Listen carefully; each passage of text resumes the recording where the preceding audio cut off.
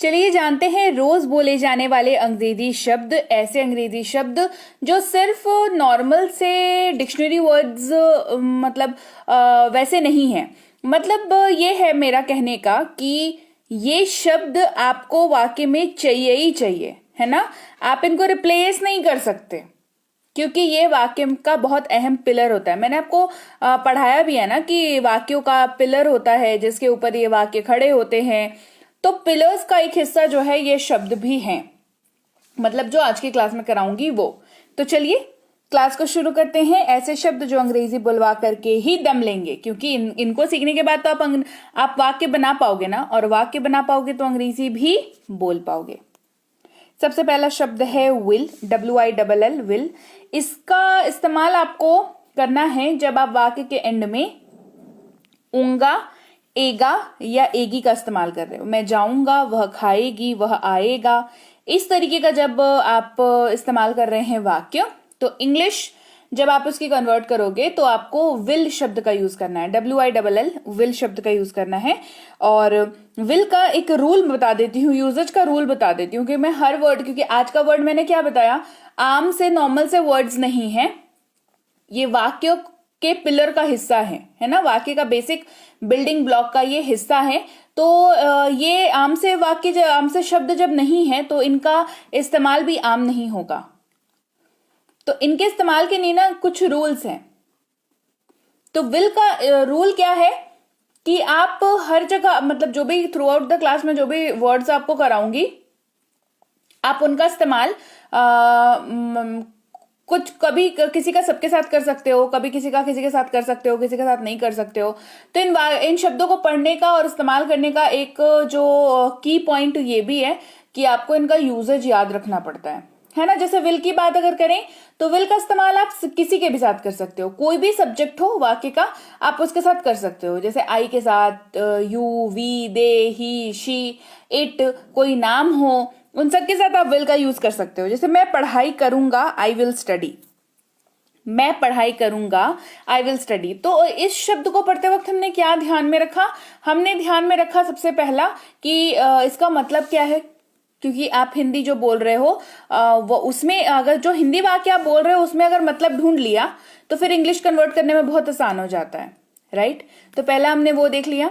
जब दिख गया तो वर्ड हमें पता होना चाहिए कौन सा यूज करना है उसकी जगह पे, दूसरी बात ये हो गई। और तीसरी बात क्या हो गई कि क्या वो शब्द इसके साथ काम करेगा, मतलब वाक्य का जो सब्जेक्ट है उसके साथ जाएगा कि नहीं जाएगा।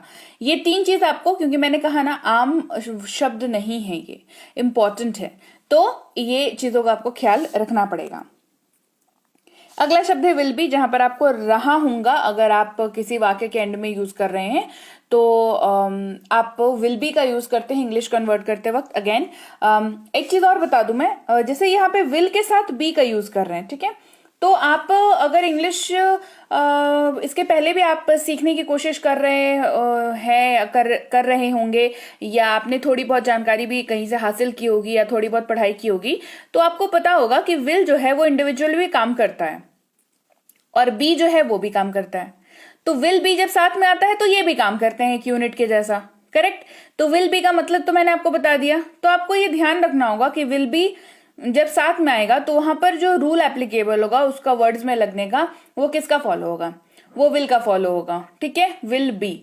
तो विल का इस्तेमाल क्योंकि आप सबके साथ कर सकते हैं तो विल बी का इस्तेमाल भी आप सबके साथ कर सकते हैं, I, you, we, they, he, she, it और किसी भी नाम के साथ। याद रहेगी बात। मैं पढ़ रहा हूंगा, आई विल बी स्टडिंग, मैं पढ़ रहा हूंगा, आई विल बी स्टडिंग। अगले शब्द की बात करते हैं जो कि है विल हैव। विल के साथ हैव का प्रयोग, यानी कि विल अलग काम करता है, हैव अलग काम करता है। विल हैव एक यूनिट बन के भी काम करता है। होगा या रखूंगा, इस मतलब वाक्य में अगर यूज कर रहे हैं तो विल हैव का यूज करेंगे। जैसे मेरे पास एक कार होगी, I will have a car, मेरे पास एक कार होगी, I will have a car. Again rule किसका लगेगा, जी विल का लगेगा, बिल्कुल सही आपने गेस किया, विल का ही रूल लगेगा। I, you, we, they, he, she, it और किसी भी नाम के साथ आप विल का यूज कर सकते हैं, सॉरी विल हैव का यूज कर सकते हैं। विल का यूज तो कर ही सकते हैं, क्योंकि विल के साथ हैव अभी एक यूनिट बन के काम कर रहा है, तो विल हैव के साथ भी आप I you we they he she it और किसी भी नाम का इस्तेमाल कर सकते हैं, नाम के साथ इनका इस्तेमाल कर सकते हैं। अगला शब्द है विल बी एबल टू। बड़ा सा शब्द है, देख करके घबराइएगा नहीं, क्योंकि जितना बड़ा ये वाला कलेक्शन होगा उतना ही बड़ा जगह ये लेगा आपके इंग्लिश वाले वाक्य में, और उतनी ही आसानी होगी आपको इंग्लिश का वाक्य, हिंदी का वाक्य इंग्लिश में कन्वर्ट कर पाने में। तो विल बी एबल टू ये वर्ड है, और इसका मतलब जो है आपको किस वाक्य में इसको यूज करना है, आपको यूज करना है पाऊंगा, सकूंगा, इस तरीके का अगर आप यूज कर रहे हैं, जैसे मैं नहीं जा पाऊंगा, मैं नहीं आ सकूंगा, इस तरीके का अगर आप वाक्य इस्तेमाल कर रहे हैं, तो इंग्लिश कन्वर्ट करते वक्त आपको विल बी एबल टू का यूज करना पड़ेगा। जैसे मैं नहीं जा पाऊंगा, ये हमारा वाक्य है, मैं नहीं जा पाऊंगा, I will not be able to go, I will not be able to go. तो देखिए, जब आपको विल बी एबल टू याद रहा, तो इसके अलावा जो वाक्य में शब्द बचे वो बचा आई, क्योंकि मैं के लिए आ गया ये, और नहीं के लिए नॉट आ गया, और जाने की बात हुई तो गो आ गया, एंड दैट्स इट। आपका वाक्य जो है वो कन्वर्ट हो गया इंग्लिश में। हिंदी का वाक्य जो आपने कहा वो इंग्लिश में आपने कन्वर्ट कर लिया, क्योंकि आपके पास कॉन्सेप्ट था विल बी एबल टू का। तो यही काम होता है इन शब्दों का। इसीलिए मैं कहती हूं कि जब इन शब्दों की क्लास कराती हूं तो फोकस होकर के ध्यान से क्लास को किया करिए। अगर आप इसको फोकस होकर करेंगे तो आप देख पाएंगे कि आप में इंप्रूवमेंट कितनी होती चली जा रही है, और आप आसानी से वाक्यों को बना पा रहे हैं। विल बी एबल टू का यूज समझ लेते हैं। अगेन, शुरुआत में ही आप देख पा रहे होंगे विल लगा हुआ है, तो रूल भी यहाँ पे विल बी एबल टू के साथ विल का ही लगेगा। That is, will be able to का इस्तेमाल भी आप सबके साथ कर सकते हैं। I you we they he she it और किसी भी नाम के साथ आप विल बी एबल टू का यूज कर सकते हैं। अब आगे बढ़ते हैं, अगले शब्द की बात करते हैं।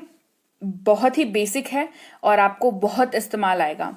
जब भी आप वाक्य में कहते हैं ना है, कोई सा भी वाक्य हो, वह एक डॉक्टर है, वह एक इंजीनियर है, वो एक टीचर है, इस तरीके का जो भी वाक्य जिसके एंड में आपको है यूज करना होता है, और उसकी जो शुरुआत होती है, वाक्य का जो सब्जेक्ट होता है वो होता है ही, नहीं तो शी, नहीं तो इट, नहीं तो कोई दूसरा नाम, है ना, कोई भी नाम।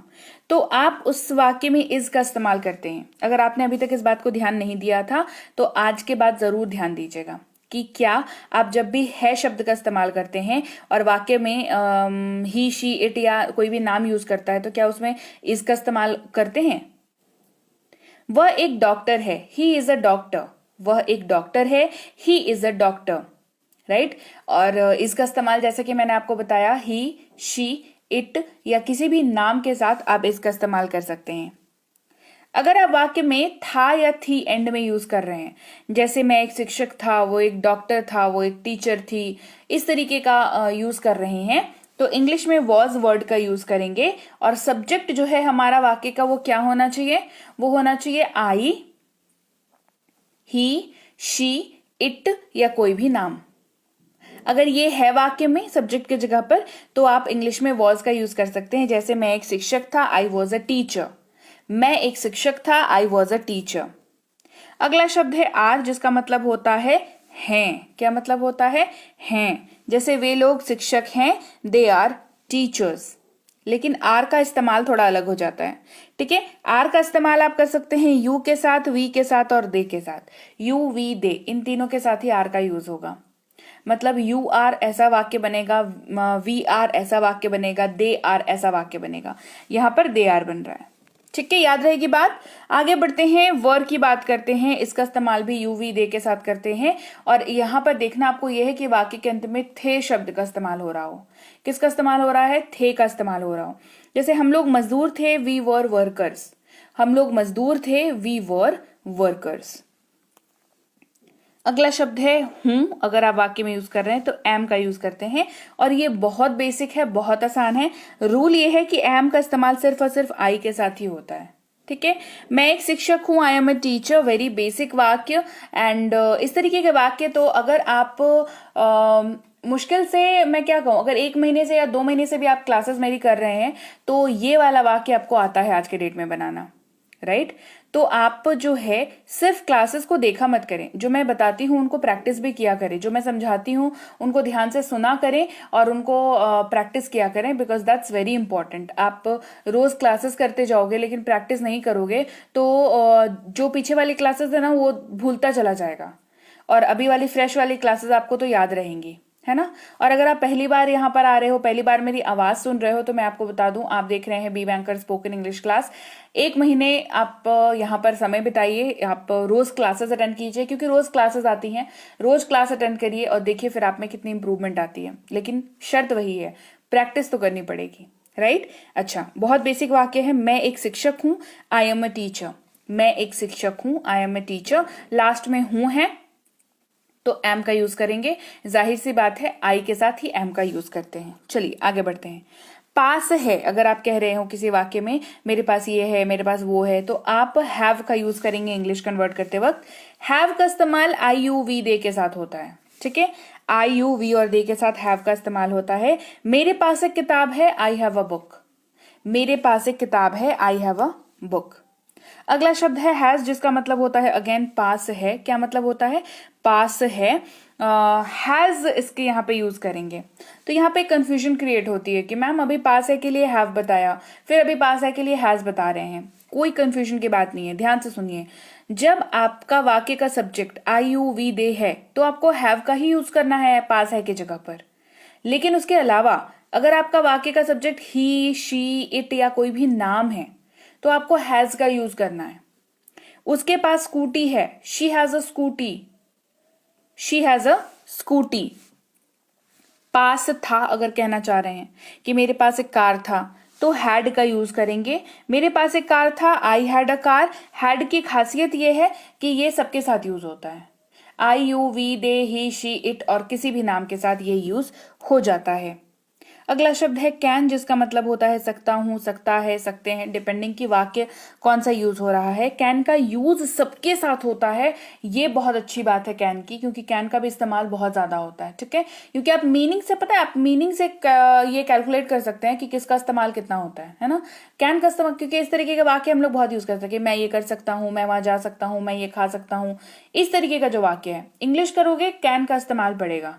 कैन का यूज सबके साथ कर सकते हैं, बहुत अच्छी वाली बात है ये। जैसे मैं ये कर सकता हूं, आई कैन डू दिस। मैं ये कर सकता हूं, आई कैन डू दिस। अगला शब्द है कुड, COULD। कुड बहुत यूज होता है, बहुत यूज होता है, ठीक है। कुड, वुड, शुड की बात साथ में होती है, लेकिन कुड का यूज बहुत होता है, ठीक है। COULD, एल साइलेंट रहता है तो उच्चारण कुड हो जाता है।